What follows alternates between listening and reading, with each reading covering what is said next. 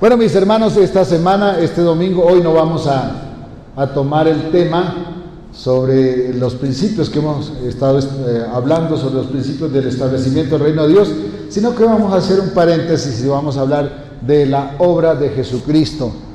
Y mañana puntualmente queremos tocar el tema, el efecto del Gólgota. La palabra Gólgota es una palabra aramea, que es la misma palabra Calvario, solamente que en hebreo. En hebreo es Calvario, en arameo es Gólgota. Como los judíos estuvieron prisioneros en Babilonia, allí aprendieron arameo, el idioma realmente que debió ser el original de Abraham, porque él venía desde allá de Caldea, y eran tal vez unos idiomas muy parientes, pero tenían muchas diferencias lógicamente. Por eso la palabra Gólgota, la palabra Calvario, que significa la calavera. Vamos a leer entonces, mis hermanos, en Lucas capítulo 23, versículos 44 al 49. Lucas 23, 44 al 49. Cuando era como la hora sexta, hubo tinieblas sobre toda la tierra hasta la hora novena, esto es 12 del día hasta las 3 de la tarde, la hora más lúcida en el día. Hubo tinieblas y el sol se oscureció y el velo del templo se rasgó por la mitad. Entonces Jesús, clamando a gran voz, dijo: Padre, en tus manos encomiendo mi espíritu. Y habiendo dicho esto, expiró. Cuando el centurión vio lo que había acontecido, dio gloria a Dios, diciendo: verdaderamente este hombre era justo. Escuche, esta expresión del jefe militar que estaba allí glorificó al Señor. Y toda la multitud de los que estaban presentes en este espectáculo, viendo lo que había acontecido, se volvían golpeándose el pecho. Pero todos sus conocidos y las mujeres que le habían seguido desde Galilea estaban lejos mirando estas cosas. Amados hermanos, ¿no parece lógico que quien sanó tantas enfermedades, dio luz a los ciegos y devolvió la vida a los muertos, vive su agonía en medio de las tinieblas?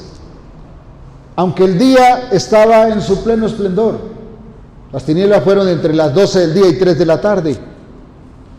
Un pastor muy reconocido de esta ciudad, le escuché decir que esta oscuridad era la multitud de demonios que asistían a la muerte de Jesucristo, es decir, allí a esta escena, tal vez proclamando la victoria del diablo. Otros pastores sostienen, u otros estudiosos sostienen que esto fue un milagro más de Cristo, que aún en su momento de mayor debilidad, porque fue el momento más débil para él, tenía todavía poder sobre la naturaleza para producir estas cosas. Personalmente, este servidor piensa, no digo que esto es palabra de Dios, es mi pensamiento, que esta fue obra del Señor, resaltando ese momento en que el Hijo de Dios, hecho maldición para pagar la deuda del pecador, resaltaba ese momento a través de este tiempo de tinieblas. Y entonces la naturaleza se manifestaba en oscuridad por el dolor natural que debió causar a todo el universo la muerte del Hijo de Dios. ¿Saben? Es que a los únicos que no les dolió fue a los seres humanos, porque nosotros, infortunadamente, muchas veces, casi siempre, queremos hacernos dioses y desprendernos de Él. Veamos algunos aconteceres que están alrededor de este tiempo en que Cristo murió, de este espacio allí en el Gólgota. El primer aspecto que quiero mencionar está en los versículos 44 y 45 que leímos, y dice, es que el velo del templo se rasgó por la mitad, se rasgó en dos. Este era un velo grueso, hermanos, esto no era una cosa delgada, no era fácil de romper, pero se rasgó.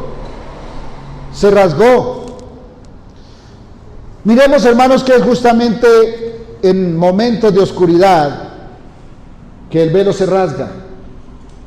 La Biblia relata que hubo tinieblas y en ese momento entonces el velo se rasgó. Quizás dejando ver que todo estaba todavía bajo el control del Señor y de nadie más. Porque cuando el velo se rasga, hermanos, el lugar santísimo, el lugar prohibido para los seres humanos, estaba expuesto, estaba accesible a los ojos de los hombres. Uno podría pensar, ¿qué puede esperarse de un momento de oscuridad? Pues bien, lo que Dios operó en ese momento de oscuridad es que abrió la puerta para que su pueblo tuviera acceso a su presencia. Eso es la enorme bendición, que hoy no necesitamos alguien que nos abra la puerta. Cristo la abrió. Cuando el velo se rasgó, entonces tuvimos acceso. En ese lugar santísimo del templo, allí estaba el arca del testimonio, y en el arca reposaba la presencia de Dios. Y a este lugar solo accedía el sumo sacerdote a riesgo de su vida, porque si no estaba a paz con Dios, moría. Por eso le ponían una campanita allí en sus pies, en sus vestiduras, para que cuando él se moviera sonaba y supieran que el sacerdote estaba vivo. Y de paso lo ataban a uno de sus pies para, en caso de que muriera, alarlo, porque si alguien accedía a sacarlo también moría. Pero este hombre, el sumo sacerdote, a riesgo de su vida, entraba una vez al año para ofrecer sacrificio a Dios, y lo hacía por sus pecados y por los del pueblo, por sus propios pecados y por los del pueblo. Ese sacrificio para buscar la remisión de sus pecados hasta la cruz de Cristo. Pero ese velo que impedía ver el lugar de la presencia de Dios se rompió, y el arca quedó a la vista del pueblo, de quienes se acercaron allí. Y todo esto ocurrió en medio de la mayor oscuridad. Quiero decirle, no importa que usted esté en la mayor oscuridad, el velo se ha rasgado para que usted pueda ver la gloria de Dios. Usted tiene acceso a ver la gloria de Dios. ¿Qué le dijo Jesús a Marta? ¿No te he dicho que si creyeres verás la gloria de Dios? Ella le decía, Señor, ¿ya para qué viniste? Mi hermano ya hiede. Y él le dice, ¿no te he dicho que si creyeres verás la gloria de Dios? No importa cuál es el momento, no importa la oscuridad, Él abre el camino a su presencia. El perdón de Dios por el sacrificio de Cristo, hermanos, está al alcance de todo aquel que mire la cruz de Cristo clamando perdón. Está al alcance de cualquiera que vuelva sus ojos para clamar la misericordia. Podemos venir entonces ahora y pedir misericordia sin necesidad de que nadie interceda por nosotros excepto Cristo. Porque si Cristo no intercede y Él dejó su Espíritu Santo para que en su ida al cielo el Espíritu intercediera por nosotros, si Cristo no intercede, nosotros no tenemos acceso a la presencia de Dios. Pero por cuanto Cristo intercedió, tenemos acceso. Eso tiene que ver con el hecho de que el velo se rasgó por la mitad. Acceso a la presencia de Dios, acceso a sus bendiciones, hermanos. No importa que cuando abra sus ojos vea la mayor oscuridad. Número 2, versículos 46 al 47 nos cuenta que el centurión, esto es el hombre que estaba a cargo de los militares que custodiaban la muerte de Jesucristo y custodiaban a la multitud que estaba allí gritando, cuando vio este espectáculo de la oscuridad y vio todo lo que había pasado, Cuando Jesús dijo: en tus manos entrego mi espíritu, y expiró, que hubo tinieblas, que hubo terremotos, que hubo tantas cosas en que se manifestó la creación, este hombre dio gloria a Dios y dijo: verdaderamente este hombre era justo. Es fuerte, mis hermanos, ver a Cristo siendo asesinado, y sin embargo, como lo vimos el viernes, pidiendo perdón por sus verdugos. Eso no lo había visto el centurión jamás. Y aún sabiendo que Dios le había abandonado en su último suspiro de vida, pone su causa, pone su vida en manos del Padre que le había dejado. Y en esto quiero hablarle. ¿Cuántas veces sentimos que algo no funciona como debiéramos, y en vez de descansar en las manos del Señor, nos levantamos para reclamarle? Las palabras de Jesús eran: Padre, perdónalos porque no saben lo que hacen. Y luego: Padre, en tus manos encomiendo mi espíritu. Y estaba en tinieblas, muriendo, abandonado del Padre. Pero además el templo se rasgó, el velo del templo, perdón. Entonces, el hombre que presidía el evento en nombre de Roma, el centurión, uno de sus verdugos, indudablemente, no pudo contenerse. Fue alumbrado por la palabra de Dios, por la verdad de Dios, y dijo: verdaderamente este hombre era justo. La versión que escribe Mateo dice: este era hijo de Dios. Hermanos, es imposible que alguien que no sea el verdadero hijo de Dios reaccione con tanta paciencia, con tanto amor, en momentos tan difíciles, difíciles como ninguno de ustedes ha pasado. Yo quiero decirle con todo respeto a toda persona que está aquí, no importa cuál haya sido la dificultad que usted haya pasado, no importa cuán terrible sienta que haya sido lo que a usted le pasó, jamás será igual a lo que le pasó a Cristo. ¿Por qué? Porque Cristo fue abandonado por el Padre. Ninguno de nosotros ha sido abandonado por el Padre. ¿Habremos sido víctimas del pecado? Sí. Y no quiero demeritar su dolor, pero quiero decirle: Cristo pasó por un peor dolor para darnos la esperanza de ser rescatados de todos los nuestros en esta tierra antes de ir al cielo. Cuando Él rescata nuestra vida, nosotros podemos sanar de cualquiera cosa que nos haya pasado, sanar de cualquiera cosa que nos hayan hecho, sanar de cualquiera cosa que sintamos que daña nuestra vida. Aquella persona que ha pretendido quitarse la vida porque no soporta lo que está viviendo, yo quiero decirle: Cristo lo soportó en su lugar. Y si se aferra a la mano de Cristo, a la cruz de Cristo, Él le va a levantar. No tiene que morir, Él ya murió por usted. Amén. ¡Aleluya!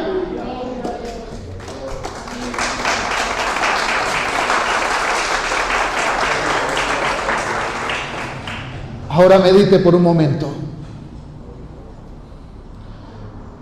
¿Acaso Cristo, por cuya muerte se trastornó en oscuridad el cielo brillante, no puede asimismo hacer que en su resurrección victoriosa, y habiendo pagado toda culpa de su pecado, si usted es un hijo de Dios, su culpa está paga, ¿acaso Él no puede hacer que el cielo brille de nuevo para usted? Claro que sí. Él pagó la culpa y le rescató de su dolor. Él vive y mora en la máxima expresión de luz y gloria, y desde allí le llama a dejar su vida en sus manos para darle la luz y bendición en la que Él vive ahora. y que nunca usted más se sienta en tinieblas, sino que sea alumbrado por la luz de su gloria y que tenga paz. ¿Sabe que el problema de lo que nos pasa no es en sí lo que nos pasa, sino cómo nos afecta? Cuando lo que nos afecta nos hace perder la paz, perdemos la razón para vivir. Pero cuando lo que nos ha pasado no logra destruirnos, no logra afectar la paz, usted tendrá todas las razones para levantarse y seguir adelante. Y quiero decirle una cosa, las tiene porque Cristo redimió su dolor en la cruz. Ese es el efecto del Gólgota en su vida. El peor de los hombres es perdonado. Lo vimos cuando escuchamos aquella palabra que dice: hoy estarás conmigo en el paraíso. Había dos ladrones tan pecadores, tan perversos, tan malos los unos, el uno como el otro, ambos iguales de malos, pero uno fue perdonado porque clamó misericordia. El otro murió sin esperanza porque en su arrogancia no pudo entender cómo el que resucitaba muertos no se bajaba de la cruz. El peor de los hombres, el más pisoteado de los hombres, de las mujeres, si acepta y confiesa que ha pecado contra Dios y reconoce en Cristo a su Salvador, es restaurado, es levantado, es llevado a una nueva vida, no importa por dónde y por qué haya pasado. Cristo redimió su causa, no la rechace. Número 3. Versículo 48 dice: la multitud de los que estaban presentes en este espectáculo, viendo lo que había acontecido, se volvían golpeándose el pecho. Todos volvieron a sus casas dando golpes. Por ahí una tradición religiosa dice: por mi culpa, por mi gran culpa. Tal vez esto nos dice que se reconocieron culpables por matar a quien era justo. Unos eran sus enemigos, otros eran esos encopetados jefes del imperio que asistían allí como guardas o como testigos. Otros eran unos líderes religiosos arrogantes que siempre pretendieron juzgar a Cristo haciéndose dueños supuestamente de la verdad. Muchos de ellos también eran sus amigos, sus discípulos, sus hermanos y hasta su propia madre. Podemos de esto deducir entonces que la multitud que se golpea el pecho tenía una actitud diferente los unos de los otros. Unos sentían la culpa de haberlo azotado, pero su madre no podría estar azotándolo. Unos lo persiguieron hasta lograr llevarlo a la muerte. Otros lo siguieron porque les dio de comer hasta saciarse. Otros porque fueron bendecidos por sus actos de misericordia. Otros porque los llamó para ser sus discípulos y asistían a la muerte de su maestro, su esperanza. El que habría de salvar a Israel, decían aquellos que no le reconocieron. Otros porque presenciaban la masacre de su pariente y su madre, María, asistía al cruento sacrificio, creo que para nadie más doloroso que para ella. Asistía al cruento sacrificio de quien ella sabía era su Salvador, al mismo tiempo que sentía desgarrado su corazón, porque también era su hijo. Ella tenía que tener su corazón vuelto pedazos por ver a su hijo despedazado, pero también tenía razones para golpearse el pecho, porque sabía que por su culpa su hijo estaba siendo sacrificado, su hijo en carne. Veía allí también a su Salvador y tenía todas las razones para también golpearse el pecho. todos, absolutamente todos, tenemos razones para golpearnos el pecho, porque todos tenemos un prontuario que confesar. Y tal vez podemos decir, prontuario el que tiene aquel que me hizo daño, aquella que me hizo daño, aquellos que me hicieron daño. Sí, pero cada uno de nosotros tenemos un prontuario que, como nos dijeron en la cena del Señor, no podemos dejar pasar por alto. Porque creo que nos cogieron algunos fuera de lugar. ¿Dios perdona fácilmente? No, Dios no le rebaja el pecado a nadie. Lo que pasa es que se lo cobró a Cristo. ¡Aleluya! Bendito el Señor. Ella asistía a la muerte, al sacrificio de su hijo, pero también a pesar del dolor. Piénseme bien, escuche bien aquella persona que se siente hoy adolorida, esa mujer que veía masacrado a su hijo, quizás como a nadie, también debía vivir la esperanza de su redención por la muerte de Jesucristo. Número 4, había unas personas que estaban viendo de lejos. Versículo 49 dice, pero todos sus conocidos y las mujeres que le habían seguido desde Galilea estaban lejos mirando estas cosas.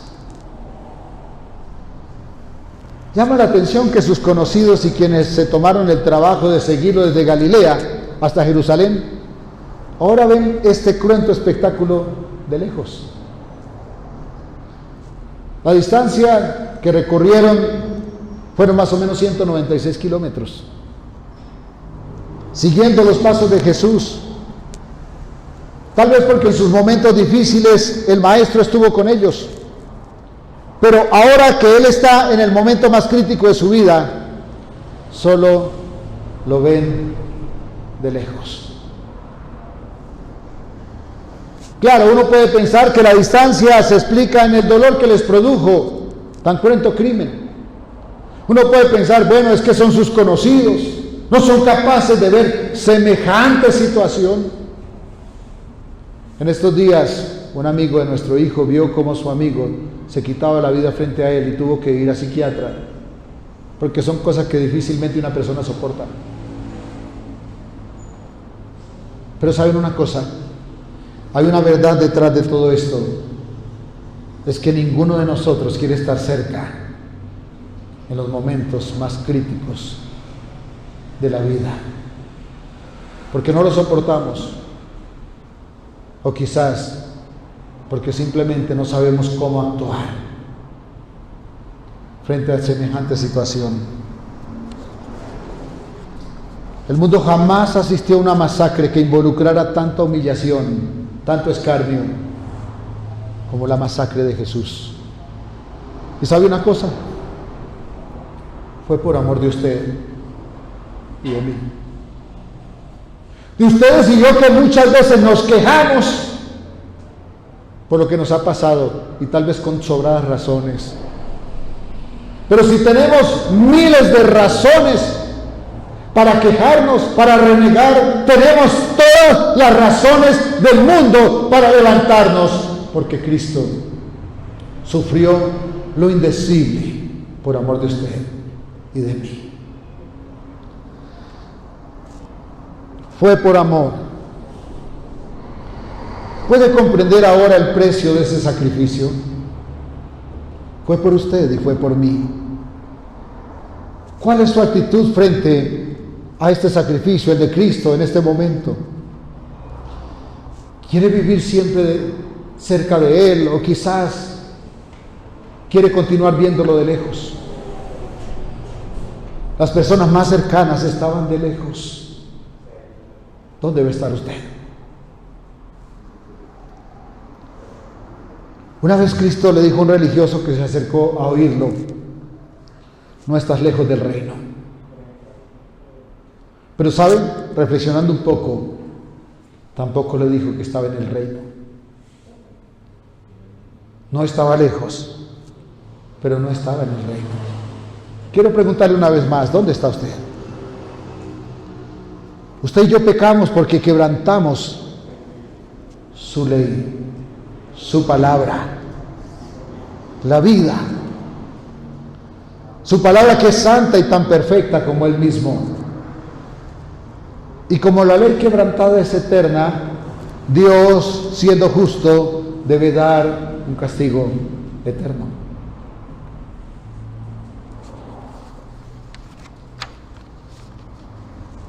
Pero es el amor de Dios. Él es amor. Sí, nos ama. Pero su amor nunca cancela la justicia.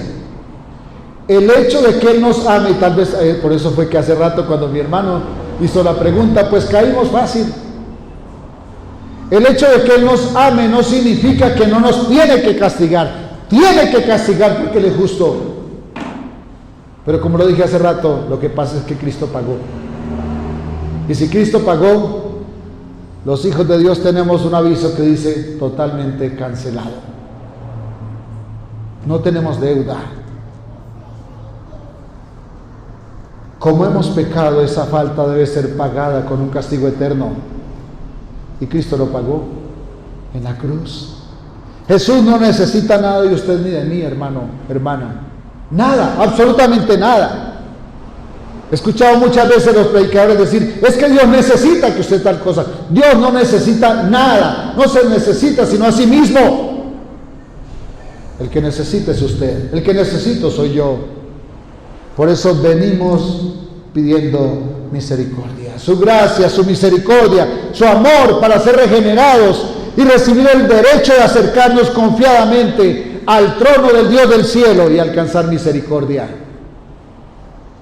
Debemos reconocer que quebrantamos su santa ley.